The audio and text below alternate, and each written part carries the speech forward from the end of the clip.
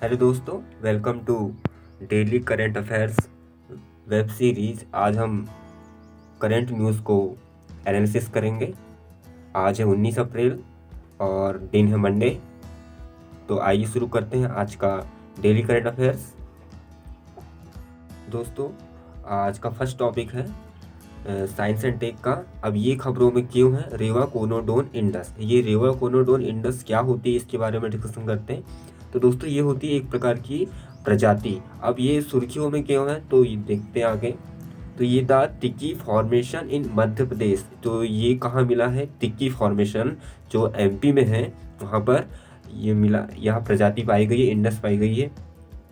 तो treasure trove of vertebrate fossil, इसके क्या मिले हैं? वहाँ पर कुछ हमको टीथ मिले हैं। स्मॉल रेड, ये किस प्रकार का स्पीसीज है? तो ये है एक रेड जो होती है हमारे पास, रेड लाइक एनिमल्स, मतलब चूहे के जैसे होती है, लाल चूहा।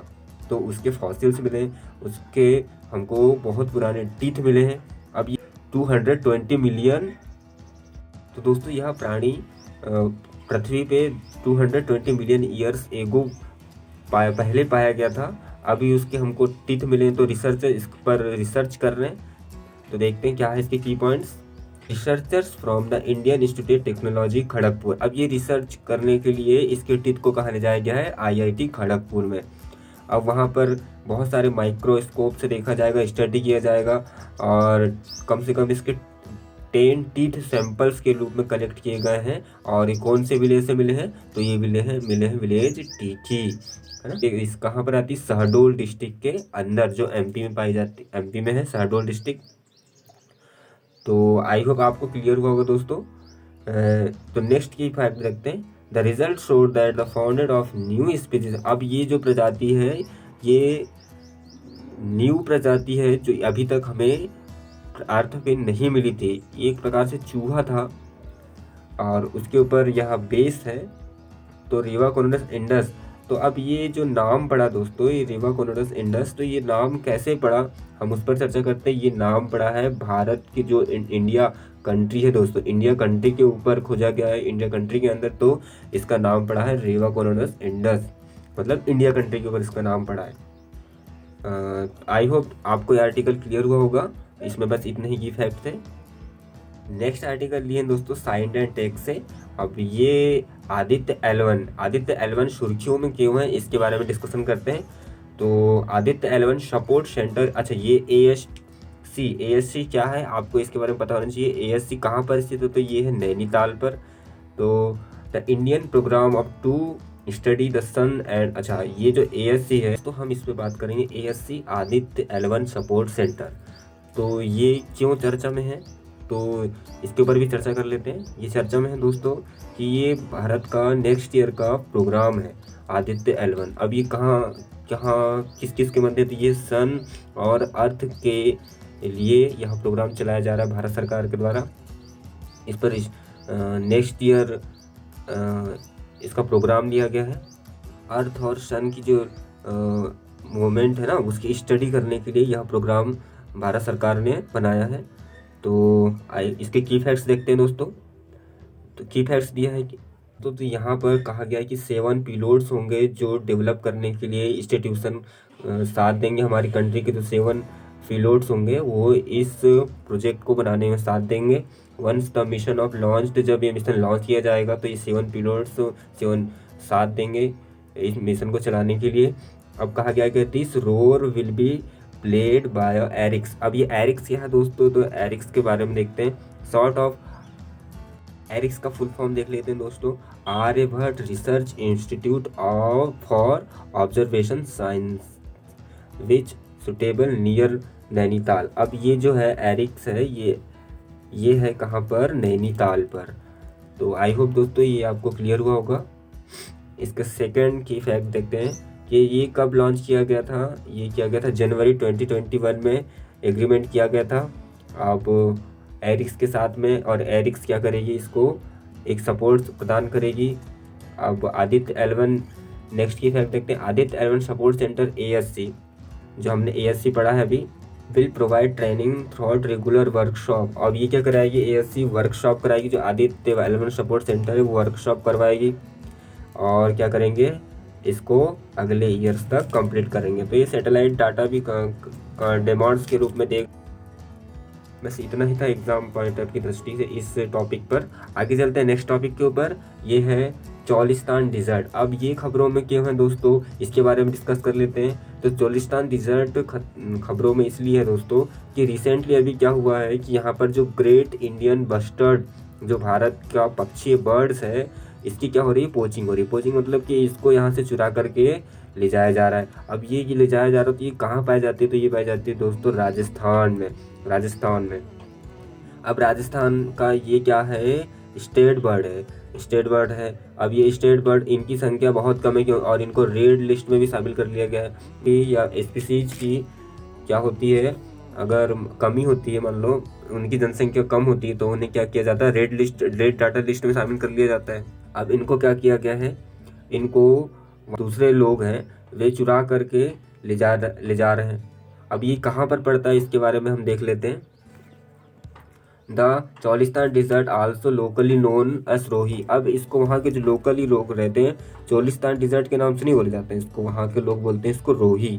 ठीक है, अब ये कहाँ पर आता है, तो ये आता है साउथर्न पार्ट ऑफ पंजाब के साउथ एरिया में, और पाकिस्तान वाले एरिया में आता है। पंजाब का तो कुछ पाकिस्तान में है तो वहाँ पर पड़ता है, और कुछ भाग क्या पड़ता है, the form part of greater Thar, और कुछ भाग क्या होता है, जो थार डिजर्ट होती है भारत की, वहाँ पर पड़ता है। Expanded to Sindh province, Bharat के सिंध में आता है। इंडियन स्टेट ऑफ राजस्थान, और ये राजस्थान कहाँ जाता है, भारत के अंदर।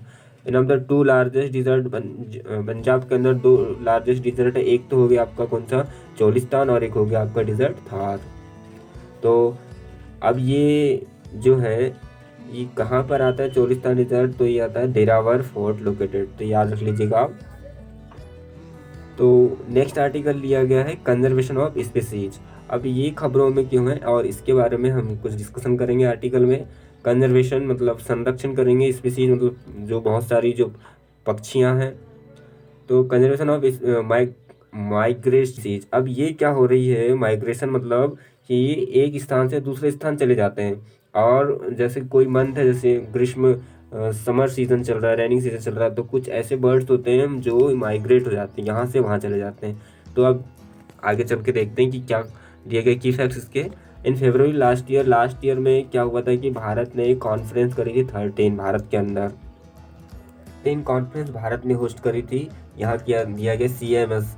तो CMS मतलब कंजर्वेशन माइग्रेटरी स्पीसीज, मतलब जो भी माइग्रेंट स्पीसीज होती है उसके ऊपर मीटिंग होती है, तो वो कहाँ हुई थी, इंडिया होस्ट करा था, ये दिया गया है। सेकंड बोला गया कि it was able to successfully last Asian elephant great Indian. और क्या है कि कौन सी लिस्ट होगी जिसको संरक्षित किया जाएगा सक्सेसफुली, तो उसमें लिस्ट में शामिल होंगे elephant, Asian elephant, great Indian bustard, Bengal florican, the expanded of CMC, इसमें बताया गया था ये स्पीसीज होगी जिसको संरक्षित किया जाएगा। इंडिया से currently the president of CMC, अभी जो भारत है ना वो CMC का प्रेसिडेंट है, ये कहा गया है। For the first time India has been elected for chair, और फर्स्ट टाइम बना है भारत इसका प्रेसिडेंट। तो ये एग्ज़ाम पॉइंट ऑफ व्यू के दृष्टि से मोस्ट इम्पॉर्टेंट बन रहा है। इसकी पॉइंट देखते हैं दोस्तों कि जो मरीन मेगा फ्यूना स्टैंडर्ड है, जो मैनेजमेंट गाइडलाइंस जो बनी है मरीन्स मतलब समुद्र के लिए, वहाँ पर भी लागू किया जाएगा इसको। अब वहाँ पर कब से कब तक के लिए नेशनल मरीन टर्टाइल एक्शन प्लान लागू किया गया है, 21 to 26 तक।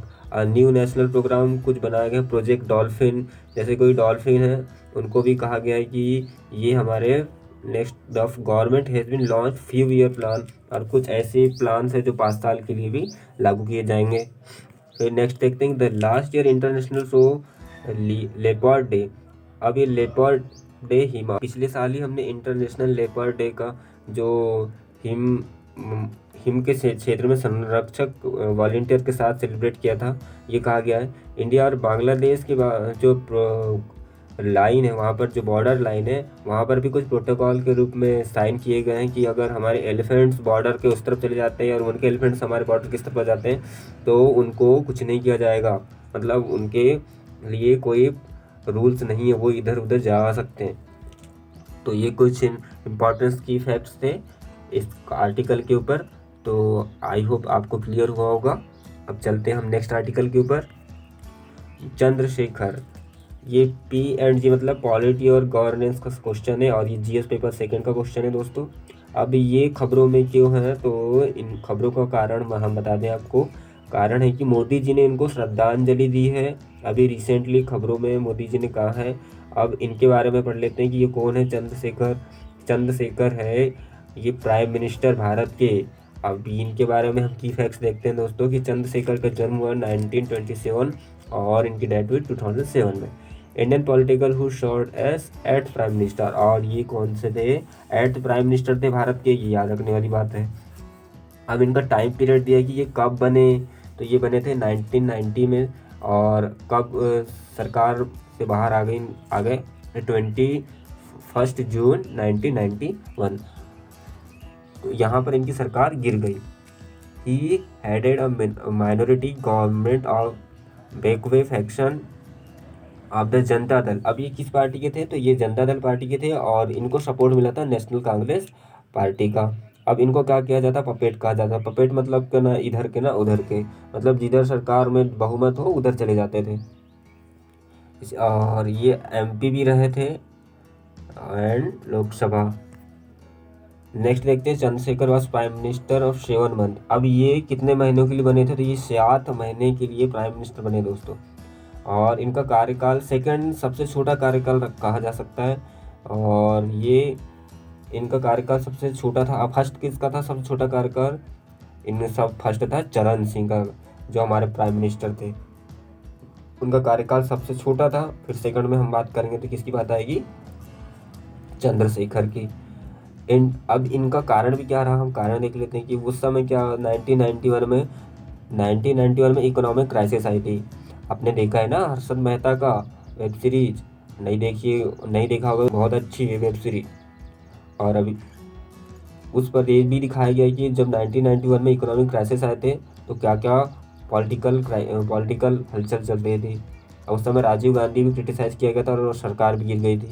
तो ये कुछ फैक्ट थे हमारे चंद्रशेखर के ऊपर। आई होप आपको क्लियर हुआ होगा दोस्तों। चलते हैं नेक्स्ट आर्टिकल के ऊपर।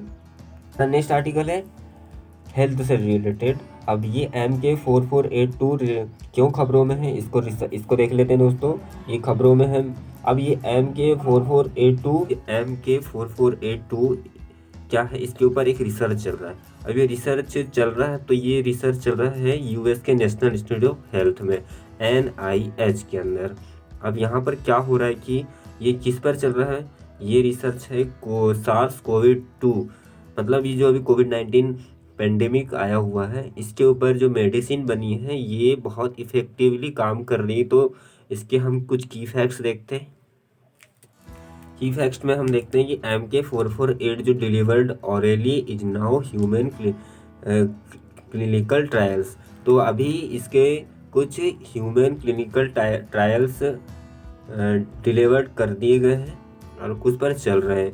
तो साइंटिस्ट का कहना है कि जो ये ट्रीटमेंट इफ़ेक्टिवली है, इसका टेस्टेड किया गया है किसके ऊपर, कुछ ह्यूमन के ऊपर, और कुछ ह्यूमन को जिसको कोविड 12 घंटे पहले हुआ है और जिसको कोविड हो चुका है उसके 12 घंटे बाद जब ये मेडिसिन दी गई तो अच्छी इफ़ेक्टिवली रिजल्ट इसका देखने को मिला है। MK4482 exam point of view की दृष्टि से वेरी इम्पॉर्टेंट क्वेश्चन। तो ये फर्स्ट मेडिसिन है दोस्तों जो इफ़ेक्टिवली काम कर रही है कोविड-19 पेंडेमिक में। अभी तक इसको भारत में अवेलेबल नहीं किया गया है, सर्टिफिकेट नहीं दिया गया है। US में ही मेडिसिन अभी ह्यूमन ट्रायल चल रहा है, तो काफ़ी अच्छा रिजल्ट है। आई होप आने वाले कुछ समय में हमारे यहाँ पर भी इसके उपयोग में सर्टिफिकेट गवर्नमेंट दे। अगली जो न्यूज़ है दोस्तों वो है ब्लैक सी। अब ये ब्लैक सी जियोग्राफी से रिलेटेड टॉपिक है। अब ये खबरों में क्यों है इसका कारण भी देख लेते हैं। रिसेंटली अभी कुछ दिनों पहले ब्लैक सी खबरों में था, तो हम इसके जो बॉर्डर कंट्री हैं इसको देख लेते हैं कौन कौन से हैं बॉर्डर कंट्री। तो एक है टर्की, जो आपको दिख रहा है टर्की, और दूसरा मिलेगा आपको रशिया एंड फिर है Ukraine, Bulgaria, Georgia, Romania. Georgia दिख दिया आपको दोस्तों, ये रशिया है इधर इस साइड में। तो ये ब्लैक सी का झगड़ा चल रहा है, इस वजह से भी खबरों में है, तो हम इसको डिस्कशन करते हैं। तो ये देख लीजिए मैप आप, और मैप में इसके जो बॉर्डर हैं टर्की, जॉर्जिया, बुल्गारिया, रोमानिया और ये यूक्रेनिया।